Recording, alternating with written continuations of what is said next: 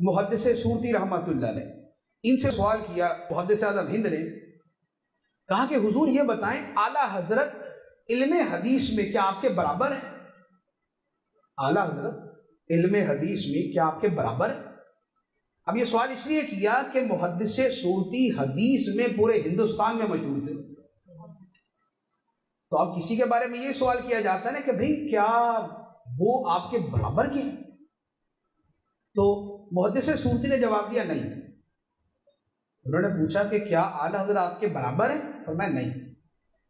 پھر فرمایا شہزادے بات سنو، میرے کلام کا یہ مطلب نہ سمجھنا کہ اعلیٰ حضرت میرے برابر نہیں، میرے کلام کا مطلب یہ ہے میں ان کے برابر نہیں۔ پھر فرمایا کہ اعلیٰ حضرت تو امیر المومنین فی الحدیث ہیں، امیر المومنین فی الحدیث، یہ امام بخاری کا لقب ہے۔ فرمایا اعلیٰ حضرت تو امیر المؤمنین فی الحدیث ہیں، میں اگر سالہ سال اعلیٰ حضرت کی شاگردی کروں تب بھی میں ان کی پاسنگ میں بھی نہیں آ سکتا، برابر ہونا تو دور کی بات۔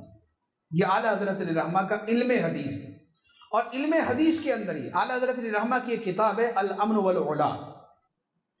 الامن والعلا اس موضوع پر ہے کہ کسی نے اعتراض کیا کہ نبی پاک علیہ الصلوۃ والسلام کو یہ جو درود تاج کے اندر دافع البلاء والوباء والقحط والمرض والالم، یہ جو کہا ہے نا کہ نبی پاک علیہ السلام بلاؤں کو دور کرنے والے، قحط کو دور کرنے والے، وباؤں کو دور کرنے والے، تو اس پر کسی نے اعتراض کیا، تو اعلیٰ حضرت نے اس پر یہ کتاب لکھی الامن والعلا، اور موضوع یہ تھا کہ نبی پاک علیہ السلام کے لیے یہ لفظ استعمال کرنا جائز ہے، دافع البلاء۔ اب اس لفظ کے جواز پر دلیل کے طور پہ جو حدیثیں اعلیٰ حضرت نے نقل فرمائی ان کی تعداد 400 ہے،